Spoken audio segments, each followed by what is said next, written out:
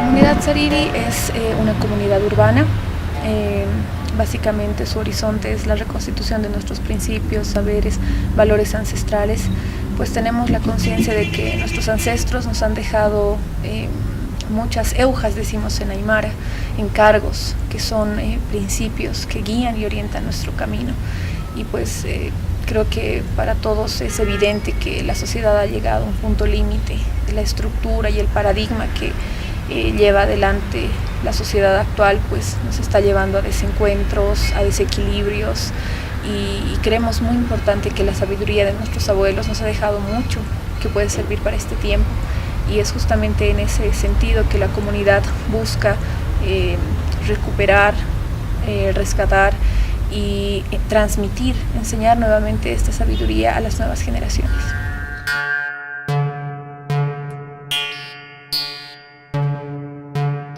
Más allá de un espacio físico, la comunidad es una estructura, es una unidad y estructura de vida, es una forma de organización. Y pues a momento la sociedad vive de manera desintegrada. Nosotros no sabemos qué le pasa al vecino, ni sabemos qué le pasa a la persona que vive al frente de nuestra casa, y a veces ya ni nos saludamos ni nos vemos. La tecnología quizás en eso ha ayudado en gran medida, pero nosotros somos conscientes de que al formar una comunidad como una organización, como una forma de relacionarnos nuevamente, descubrimos que no estamos solos y que podemos ver y enfocar la vida de manera diferente, podemos ayudarnos, podemos orientarnos y podemos también dejar a los niños y a los jóvenes un espacio donde puedan encontrar nuevos horizontes en su vida también. Entonces, la comunidad Sariri básicamente se organiza de esa forma, recuperando esa estructura ancestral que puede dar una solución muy interesante para la forma de vida actual.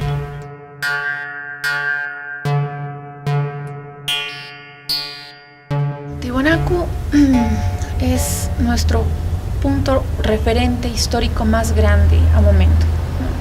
Nosotros cuando hablamos de reconstituir principios, valores, nos remontamos a Tiwanaku como nuestro referente y nuestro horizonte hacia donde estamos yendo. Nosotros concebimos la vida de manera cíclica, circular, por lo tanto sabemos que lo que ha sido en algún momento va a volver a ser, y creemos que este es el tiempo donde justamente estamos volviendo a surcar esas mismas sendas que nos están llevando a acercarnos a Tiwanaku. Tiwanaku ha sido el centro político espiritual de la región en algún momento, y como te decía, pues no ha habido una superposición con los pueblos. Si hablamos por ejemplo del Tahuantinsuyo, vamos a ver que la parte amazónica, algunos pueblos resisten al Tahuantinsuyo. Los aymaras lo mismo, hay una resistencia porque en algún momento de la historia hubo una imposición. Pero cuando hablamos de Tiwanaku hay un lenguaje que abarca la Amazonía, que abarca los valles, que abarca básicamente todo el continente. Entonces nosotros reflexionamos y pensamos que ¿qué hizo Tiwanaku para que se pudiera articular con los diferentes pueblos de tal manera que todos abrazaran esa misma cultura, esos mismos principios, sin dejar de ser lo que ellos mismos eran en su identidad? Entonces nos damos cuenta ahora que Tiwanaku tuvo la capacidad de articular de esa forma a los pueblos, y creo que ese es un buen referente para darnos cuenta de que los países en este momento y las naciones ancestrales pueden volver a articularse sin dejar su identidad de lado y vivir de manera armónica. Entonces Tiwanaku se convierte justamente en ese referente, en ese horizonte para poder volver a organizarnos de una manera similar. Entonces Tiwanaku creo que guarda grandes secretos, ¿no? Y todavía pues tiene muchos enigmas por resolver, pero sobre todo creo que para las generaciones actuales nos inspira y nos da una fuerza, ¿no? Porque uno por sí solo quizás puede proponer muchas cosas y pensar muchas cosas, pero cuando tiene el apoyo y la fuerza de sus ancestros de su parte, creo que puede repercutir más y tener más fuerza para poder hablar y generar algo alrededor. Yo creo que un pueblo que no siente respeto por lo que le rodea difícilmente va a aprender a cuidar y a vivir de manera armónica con el entorno. Entonces ese es uno de los grandes legados que nos deja Tiwanaku.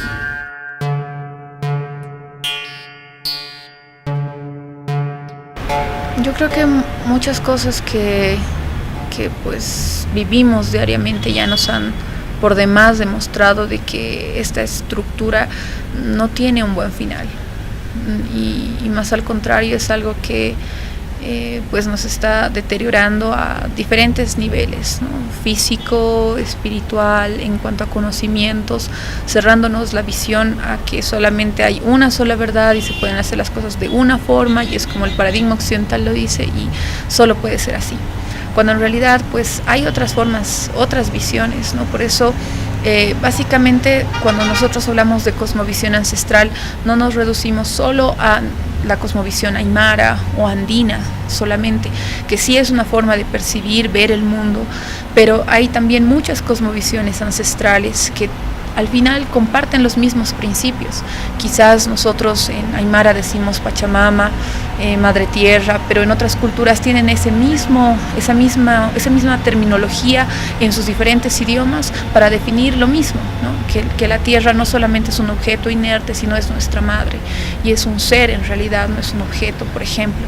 Entonces, de esa misma forma nosotros sentimos y pensamos que pues todas las culturas ancestrales tienen muy claros esos principios naturales de la vida, y que de diferentes formas, a partir del relacionamiento con cada lugar, se han ido dando cuenta de que hay principios naturales, cosas naturales que tenemos que seguir en nuestra vida, ¿no? Los pueblos de las naciones, de las primeras naciones del norte, ya decían y han hablado mucho, por muchos años, de esa relación que tienen con la madre tierra, de cómo el extranjero podía venir y comprar sus tierras cuando esa tierra no es un objeto, sino es su madre.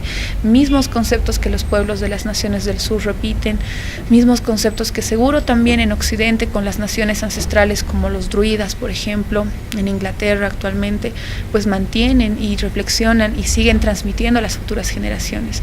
Yo creo que la cosmovisión de todos los pueblos y naciones antiguos son una respuesta evidente para la crisis que vivimos actualmente.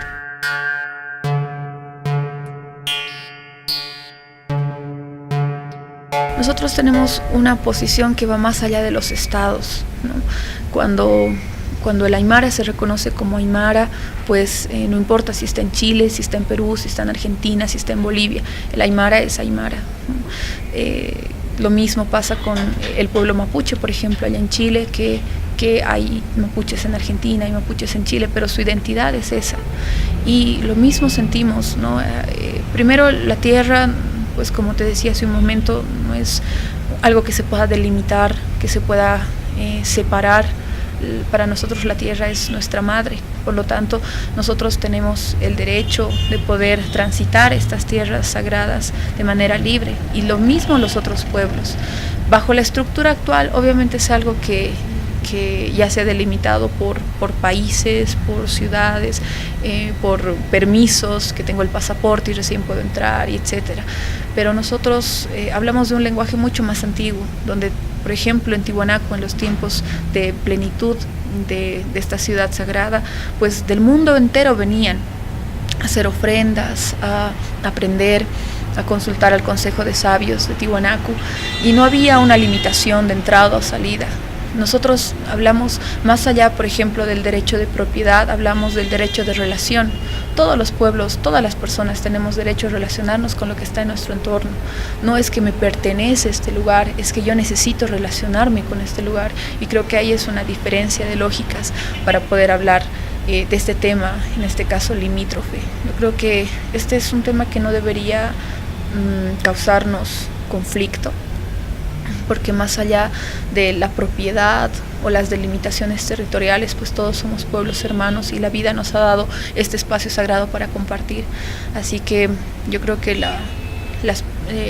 conflicto mayor está en los estados, está en las esferas de poder y de gobierno, que pues también tienen intereses y cosas que cuidar, que pues van más allá de los ciudadanos, que día a día pues tenemos otras ideas y otras lógicas y otras formas de relacionarnos con nuestro entorno.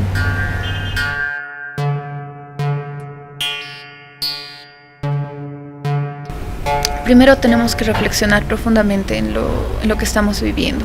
Yo creo que no podemos ser ajenos a lo que está pasando. Nosotros permanentemente reflexionamos sobre todo lo que pasa en el mundo, y porque tenemos la conciencia de que lo que pasa en algún lugar así no esté al lado mío, afecta al conjunto.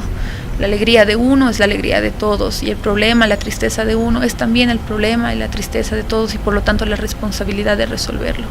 Por lo tanto, pues como sociedad, como generación, como personas individuales, como comunidades, como familias, pues tenemos el rol y la responsabilidad de resolver todo lo que pasa a nuestro alrededor. No podemos quedar indiferentes ante las cosas que pasan. Y creo que, como un proverbio ancestral decía, pues si no sabes a dónde vas, debes regresar para saber de dónde vienes. Y en ese camino nos encontramos nuevamente con nuestra identidad que nos proyecta y nos da fuerza para poder ver la vida de manera diferente.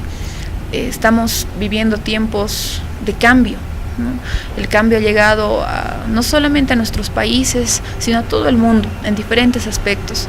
Y creo que es parte de la responsabilidad de todas las generaciones, pues asumir esto y realmente aportar desde nuestro sentir, desde nuestro pensar, desde donde estemos y con los medios que tengamos para aportar y apoyar ese cambio que necesitamos como humanidad.